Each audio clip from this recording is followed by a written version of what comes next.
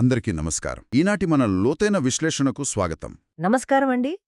ఈరోజు అంటే ఒక కొత్త విషయాన్ని లేదా ఒక కష్టమైన సబ్జెక్ట్ను నేర్చుకోవాలి అనుకునే మనందరికీ, ముఖ్యంగా ఒక పెద్ద లక్ష్యాన్ని చేరుకోవాలి అనుకునే వారికి ఈనాటి మన చర్చ చాలా ఉపయోగకరంగా ఉండబోతోంది. అవును, కరెక్ట్. ఈరోజు మన పరిశీలన కోసం మనం ఎంచుకున్న source material Shri Y Satyanarayana గారు రచించిన తెలుగు సాహిత్యంతో ఐఏఎస్ సాధించాలంటే అనే పుస్తకంలోని కొన్ని కీలకమైన భాగాలు. రైట్, ఇది నిజంగా ఒక అద్భుతమైన పుస్తకం. ఎగ్జాక్ట్లీ. అంటే టైటిల్ చూడగానే ఇది కేవలం సివిల్ సర్వీసెస్ రాసేవాళ్ల కోసమే అనిపించవచ్చు, కానీ అసలు విషయం అది కాదు. మన మనసులో ఉండే అకారణ భయాలను, ఆ నాటుకుపోయిన అపోహలను ఎలా వదిలించుకోవాలి, సరైన సన్నద్ధత అంటే ఏమిటి అనేది ఇది అద్భుతంగా వివరిస్తోంది.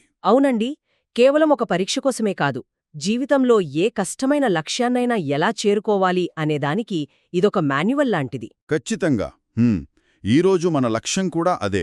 మనలోని నెగటివ్ ఆలోచనలను ఈ మూల గ్రంథం ద్వారా ఎలా తొలగించుకోవాలి అని మనం విశ్లేషించబోతున్నాం. అయితే ఈ పుస్తకంలోనే ప్రధానాంశాల్లోకి వెళ్లే ముందు ఇందులో ప్రస్తావించిన ఒక ఆసక్తికరమైన కథను మనం గుర్తు చేసుకోవాలి. బెలూన్ల వ్యాపారి కథే కదా? అవును, అదే. ఒక ఊరిలో ఒక బెలూన్ల వ్యాపారి ఉండేవాడట. అతను రంగురంగుల బెలూన్లలో హైడ్రోజన్ గ్యాస్ నింపి గాలిలోకి వదులుతూ పిల్లలను ఆకర్షిస్తూ ఉండేవాడు. ఎర్రటి, పసుపు పచ్చటి బెలూన్లు గాలిలో ఎగురుతూ ఉంటే ఒక చిన్న పిల్లాడొచ్చి అమాయకంగా నల్లగా ఉండే బెలూన్లు కూడా ఎగురుతాయా అని అడిగాడట. రైట్, చాలా అమాయకమైన ప్రశ్నది. అవును. అప్పుడు ఆ వ్యాపారి, బాబూ, బెలూన్లు ఎగరడానికి కారణం వాటి బయట కనిపించే రంగు కాదు, లోపల ఉండే వాయువు అని సమాధానమిచ్చాడు. వినడానికి చాలా సింపుల్ స్టోరీ కదా? అవును, కాని ఇందులో చాలా లోతైన అర్థముంది. ఈ కథని మనం మన కెరియర్ లేదా మనం ఎంచుకునే సబ్జెక్ట్కి అనుసంధానించి చూడొచ్చు. ఎలా అంటారు? ఇప్పుడు సివిల్స్ లాంటి పరీక్షల్లో ఒక ఆప్షనల్ సబ్జెక్ట్ని ఎంచుకోవడాన్నే తీసుకుందాం. ఇక్కడ బెలూన్ బయట కనిపించే రంగు అనేది మనం ఎంచుకునే సబ్జెక్ట్ అనుకుంటే, ఆ బెలూన్ గాలిలో ఎగరడానికి కారణమైన లోపలి వాయువు ఉంది కదా, అది మన మానసిక సన్నద్ధత, అంటే మన మైండ్ సెట్ అన్నమాట. చాలా బాగుంది పోలిక. మనం చాలాసార్లు ఏ సబ్జెక్ట్ తీసుకుంటే ఎన్ని మార్కులొస్తాయి, దేనికి డిమాండ్ ఉంది అని బయట కనిపించే రంగుల మీదే ఫోకస్ చేస్తాం. కానీ విజయాన్ని నిర్ణయించేది ఆ సబ్జెక్ట్ పట్ల మనకుండే స్థిరమైన నమ్మకం. ఇక్కడే గ్రంథకర్త హెన్రీ ఫోర్డ్ చెప్పిన మాటలను చాలా చక్కగా కోట్ చేస్తారు. Henry Ford quotation. అవును, ఒక వ్యక్తి తాను విజయం సాధించగలనని నమ్మినా లేదా సాధించలేనని అనుకున్నా అతడు కరెక్టే. ఎందుకంటే జయాపజయాలు అనేవి ముందుగా మన అంతరంగంలోనే నిర్ణయించబడతాయి. నిజమే, మన దృష్టిలోనే అంతా ఉంది. ఎగ్జాక్ట్లీ. పాజిటివ్ మైండ్ సెట్ ఉన్నవారు విజేతలుగా నిలుస్తారు. నెగటివ్ మైండ్ సెట్ ఉంటే వెనకబడిపోతారు. కాబట్టి సబ్జెక్ట్ ఏదైనా సరే మన మానసిక సన్నద్ధతే ముఖ్యం అని పుస్తకం స్పష్టం చేస్తోంది. సరే, దీన్ని కాస్త విశ్లేషిద్దాం. సివిల్స్ అనగానే చాలామంది ఆంథ్రోపాలజీ, సోషియాలజీ లాంటి సబ్జెక్టుల వైపు పరిగెడుతూ ఉంటారు కదా. అవును, వాటికి మెటీరియల్ ఈజీగా దొరుకుతుందని, తక్కువ టైంలో చదవచ్చని ఒక నమ్మకం ఉంటుంది. కాని అదే టైంలో తెలుగు సాహిత్యం లాంటి సబ్జెక్టుల పేరు వినగానే ఒక రకమైన భయం ఉంటుంది చాలామందిలో. కరెక్ట్, అదొక అపోహ మాత్రమే. అవును, అసలు ఈ భయాలు ఎందుకున్నాయి అనే విషయాన్ని ఈ పుస్తకం చాలా లోతుగా పరిశీలించింది. ఒక కొత్త విషయాన్ని నేర్చుకోవడం ఎంత ముఖ్యమో, పాత భ్రమలను వదిలించుకోవడం కూడా అంతే ముఖ్యం అనేది ఇందులో చాలా బలంగా కనిపిస్తుంది కదా. అవునండి, ఆధునిక విద్యావేత్తలు తరచూ ప్రస్తావించే 21వ శతాబ్ది నైపుణ్యాలలో, అంటే 21st సెంచురీ స్కిల్స్లో ఇదే అత్యంత కీలకమైనది. నేర్చుకోవడం ఎంత ముఖ్యమో, మన మనస్సులో గూడుకట్టుకుపోయిన అశాస్త్రీయమైన అపోహలను తొలగించుకోవడం కూడా అంతే ముఖ్యం. దాన్నే మనం అన్లర్నింగ్ అంటాం గదా. రైట్, అన్లర్న్ చేయడం. తెలుగు సాహిత్యం అనగానే అదో కష్టమైన సబ్జెక్ట్ అని సాహిత్యం బ్యాక్గ్రౌండ్ లేనివారు చెప్పే మాటలు విని భయపడటం అనేది ఒక సామూహిక భ్రమ. దీన్నే మాస్ డెల్యూజన్ అంటారు. దీన్ని అడ్డుకోవడానికి మనం స్పృహతో కృషి చెయ్యాలని పుస్తకం చెబుతోంది. ఈ భయాలు వాస్తవాలు కావని మనం ముందుగా గుర్తించాలి. ఇక్కడే అసలు ఆసక్తికరమైన విషయం దాగి ఉంది. ఈ అపోహలను బద్దలు కొట్టడానికి పుస్తకంలో ప్రస్తావించిన వాస్తవ విజయాలున్నాయి కదా, వాటిని మనం ఖచ్చితంగా గమనించాలి. అవును, ఆ రిజల్ట్స్ చూస్తే మనకొక క్లారిటీ వస్తుంది. ఎగ్జాక్ట్లీ. ఉదాహరణకు 2016 బ్యాచ్లో కన్నడ సాహిత్యంలో ఆల్ ఇండియా టాపర్గా నిలిచిన నందిని, అలాగే మన తెలుగు సాహిత్యంలో 3వ ర్యాంకు సాధించిన రోణంకి గోపాలకృష్ణ. హిందీ సాహిత్యంలో గంగాసింగ్ కూడా. వీరందరూ తమ మాతృభాషా సాహిత్యాలను ఎంచుకొని అద్భుత విజయాలు సాధించారు. ముఖ్యంగా గోపాలకృష్ణ గారు 500 మార్కులకు గాను ఏకంగా 322 మార్కులు సాధించారని పుస్తకంలో పేర్కొన్నారు. అంటే అది 64% పైనే కదా? అవును, 64.4%. అలాగే డాక్టర్ మోహన్ రావు గారు 61% స్కోర్ చేశారు. ఆ గణాంకాలు చూస్తే సాహిత్యం స్కోరింగ్ కాదు అనే మాట పచ్చి అబద్ధమని అర్థమవుతుంది. ఖచ్చితంగా. ఇంకో విషయమేంటంటే వీరంతా తమ భాష పట్ల ప్రగాఢమైన నమ్మకంతో గెలిచారు. ఇక్కడొక సామాజిక కోణం కూడా ఉంది మనం గమనించాల్సింది. ఏంటది? పక్కా రాష్ట్రాల వారు, ముఖ్యంగా కన్నడ, తమిళ భాషల వారు వాళ్ల సాహిత్యాలను చాలా గర్వంగా తీసుకుని సత్తా చాటుతున్నారు. కానీ మనం మాత్రం సరైన అవగాహన లేకపోవడం వల్ల అనవసరమైన భయాలను మోస్తున్నాం. ఈ రిజల్ట్స్ ఆ అపోహలకు చెక్ పెడతాయి. అంటే దీని అర్థమేమిటి? డిగ్రీలో తెలుగు చదవని వారు కూడా ఖచ్చితంగా. ఎందుకంటే చాలామంది 10వ తరగతి వరకే తెలుగు చదువుతారు కదా. ఆ తర్వాత ఇంజనీరింగ్, మెడిసిన్ అని వెళ్ళిపోతారు. మళ్ళీ ఇన్నేళ్ల తర్వాత సాహిత్యాన్ని పట్టుకోవడం సాధ్యమేనా అనే డౌటొస్తుంది. ఇక్కడ అత్యంత ఆశ్చర్యపరిచే విషయం ఏమిటంటే సివిల్స్లో తెలుగు తీసుకుని ఎంపికైన వారిలో దాదాపు 95% మంది ఇతర డిగ్రీల వారే. 95%? అవును. మెడిసిన్, ఇంజనీరింగ్ లాంటి ప్రొఫెషనల్ కోర్సులు చేసిన వాళ్లే ఎక్కువ. దీనికొక సైకలాజికల్ రీజన్ కూడా ఉంది. అదేంటో వివరిస్తారా? సాహిత్యం అనేది ఏ ఒక్కరికీ పూర్తిగా కొత్త విషయం కాదు. భాష అనేది మన లైఫ్లో ఒక అంతర్భాగం కదా.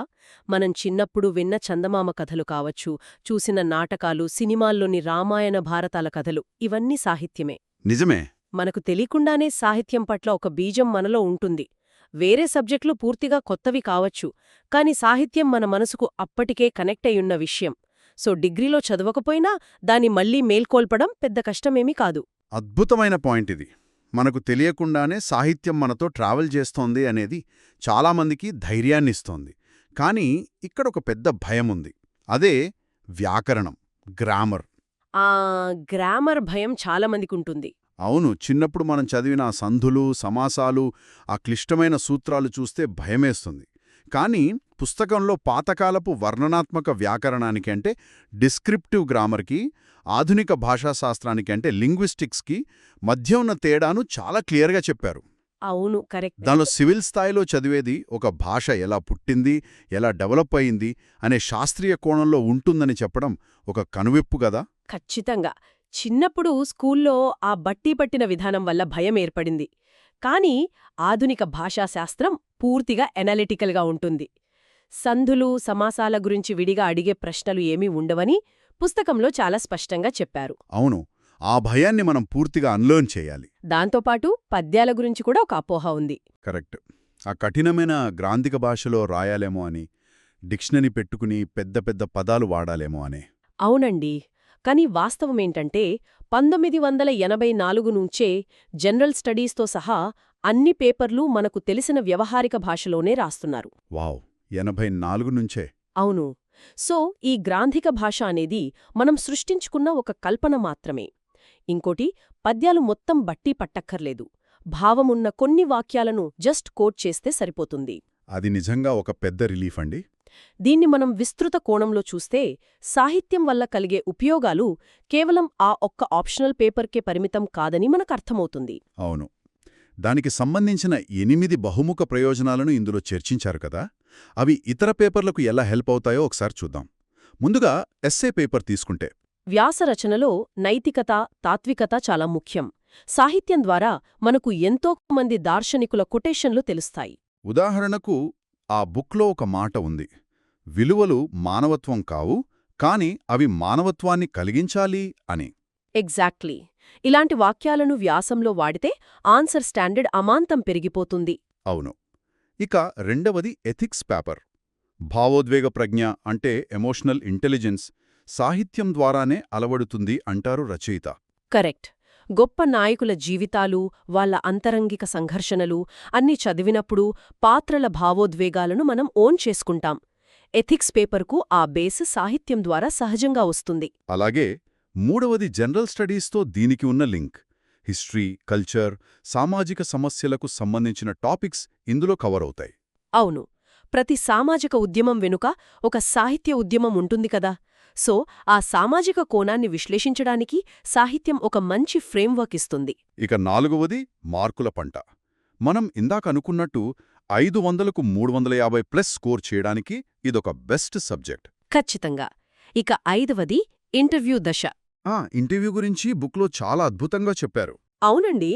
కేవలం అరగంటలో అభ్యర్థి వ్యక్తిత్వాన్ని, వాళ్లలోని ఎంపథీని అంచనా వేస్తారు బోర్డు సభ్యులు. అవును. సాహిత్యం చదివిన వ్యక్తుల్లో సమాజం పట్ల ఒక సున్నితత్వం ఏర్పడుతుంది. అది వాళ్ల మాటల్లో, ప్రవర్తనలో సహజంగానే కనిపిస్తుందని రచయిత విశ్లేషించిన తీరు చాలా బాగుంది. ఇక 6వది లక్ష్య సాధనలో రక్షణ కవచం. అంటే ఒక పెద్ద గోల్ పెట్టుకున్నప్పుడు వచ్చే సవాళ్లను ఎదుర్కోవడానికి కావలసిన ఓర్పు, సహనం సాహిత్యం నేర్పుతుంది అని. అవును. ఉద్రేకాలను తగ్గించి ఓరిమిని పెంచుతుంది. 7వ ప్రయోజనం పరిపాలనలో ఉపశమనం. ఆఫీసర్ అయ్యాకొచ్చే ఒత్తిడిని జయించడానికి ఒక రిలీఫ్లాగా ఇది పనిచేస్తుందని చెప్పారు. కరెక్ట్. సంగీతం ఎలాగో సాహిత్యం కూడా మైండ్కి అంత రిలాక్సేషన్ ఇస్తుంది. ఇక 8వది లాస్ట్ బట్ నాట్ లీస్ట్ జీవితానికి తోడు నీడ. ఇది చాలా ముఖ్యమైన పాయింట్. కడిగేయి లాంటి మాటలు కానీ, శ్రీశ్రీ గారి పదండి ముందుకు లాంటి వాక్యాలు కానీ మనకి ఎంత ఇన్స్పిరేషన్ ఇస్తాయో కదా. ఖచ్చితంగా. మనిషిని మానసికంగా పైకి లేపే సాధనం సాహిత్యం. సరే, ఇదంతా బావుంది. సబ్జెక్ట్ గొప్పతనం తెలిసింది, భయాలు పోయాయి. కానీ ప్రిపరేషన్ ఎక్కడ్నుంచి స్టార్ట్ చేయాలి? దీనికి స్ట్రాటజీ ఏంటి? దీనికి కూడా రచయిత ఒక మంచి ప్లాన్ ఇచ్చారు. స్టీఫెన్ ఆర్ కవి చెప్పిన ఒక కాన్సెప్ట్ ఉంది. Begin with the end in mind. ముందుగా లక్ష్యాన్ని దృష్టిలో పెట్టుకుని ప్రారంభించడం. అవును. మనం ఏ పని చేసినా ఫైనల్గా ఎక్కడికి చేరాలో ముందే క్లారిటీ ఉండాలి. 300 పైచిలుకు మార్కులు సాధించాలనే టార్గెట్తో స్టార్ట్ చేయాలి. ఈ సన్నద్ధత 3 దశల్లో సాగాలని చెప్పారు. ఆ 3 దశలు ఒకసారి వివరిస్తారా? తప్పకుండా. మొదటిది విషయ పరిగ్రహణం, అంటే యాక్విజిషన్ ఆఫ్ నాలెడ్జ్. చదివి బేసిక్ అవగాహన తెచ్చుకోవటం. 2వ దశ విషయంపై పట్టు సాధించడం, కన్సాలిడేషన్ ఆఫ్ నాలెడ్జ్. అంటే రివిజన్ చేయడం కదా. అవును. చదివింది మర్చిపోకుండా బహుపర్యాయాలు రివిజన్ చేసి ఆ సమాచారం మన ఆలోచనల్లోకి ఇంకిపోయేలా చేసుకోవటం. ఇక 3వ దశ విషయాన్ని వ్యక్తీకరించడం, రీప్రొడక్షన్ ఆఫ్ నాలెడ్జ్. చాలామంది ఇక్కడే ఫెయిల్ అవుతుంటారు కదా. ఎగ్జాక్ట్లీ. మనకు ఎంత సబ్జెక్టు తెలుసు అన్నది కాదు ఇంపార్టెంట్. ఎగ్జామ్లో వాడు ఏమడిగాడు, దానికి ఎంతవరకు రాయాలి అనేది స్పష్టంగా ప్రెజెంట్ చేయడం అత్యంత అవసరం. రైట్. విషయ పరిగ్రహణం, పట్టు సాధించడం, వ్యక్తీకరించడం, ఈ 3 పాటిస్తే విజయం తథ్యం అని పుస్తకం దారి చూపుతోంది. ఖచ్చితంగా. సరే, ఈనాటి మన విశ్లేషణను ఒకసారి బ్రీఫ్గా సమీక్షిస్తే, వై సత్యనారాయణ గారు రాసిన ఈ మూల గ్రంథం ద్వారా కొత్త విషయాలు నేర్చుకోవాలంటే పాత అపోహలను ఎలా అన్లర్న్ చేయాలో తెలుసుకున్నాం. అవును. ఆ బిలూన్ కథ ద్వారా పాజిటివ్ మైండ్ సెట్ వాల్యూ అర్థమైంది. వ్యాకరణం, పద్యాలు బూచులు కావని, వ్యవహారిక భాషలో రాయొచ్చని క్లారిటీ వచ్చింది. అలాగే ఆ 8 బహుముఖ ప్రయోజనాలు కూడా చూశాం. రైట్. ఎస్సే ఎథిక్స్ నుంచి జీవితానికి తోడునీడగా ఉండేవరకు. చివరగా ఆ 3 స్టెప్ స్ట్రాటజీని కూడా కవర్ చేశాం. నిజంగా ఇదొక గొప్ప లెర్నింగ్ ఎక్స్పీరియన్స్. అవునండి. అయితే ఇదొక ముఖ్యమైన ప్రశ్నను లేవనెత్తుతుంది. ఏంటది? మనమిందాకనుకున్నాం కదా, సాహిత్యమనేది మనిషిలో ఎంపథీని, నైతికతను సహజంగా పెంచుతుందని. అవుననుకున్నాం. దీన్ని మనం కొంచెం విస్తృత కోణంలో ఆలోచిస్తే, ఇప్పుడు సమాజంలో మనం ఎన్నో కార్పొరేట్ స్కామ్లు, టెక్నాలజీ రంగంలో నైతిక విలువల పతనం చూస్తున్నాం కదా. నిజమే, చాలా జరుగుతున్నాయి. వీటన్నింటికీ మూలకారణం మానవతా విలువలు లోపించడమే. అలాంటప్పుడు కేవలం సివిల్ సర్వెంట్స్ మాత్రమే కాదు, కార్పొరేట్, వ్యాపార, టెక్నాలజీ రంగాల్లో ఉన్న లీడర్స్ కూడా తమ ప్రాంతీయ సాహిత్యాన్ని అధ్యయనం చేస్తే ఎలా ఉంటుంది? చాలా డీప్ థాట్ ఇది.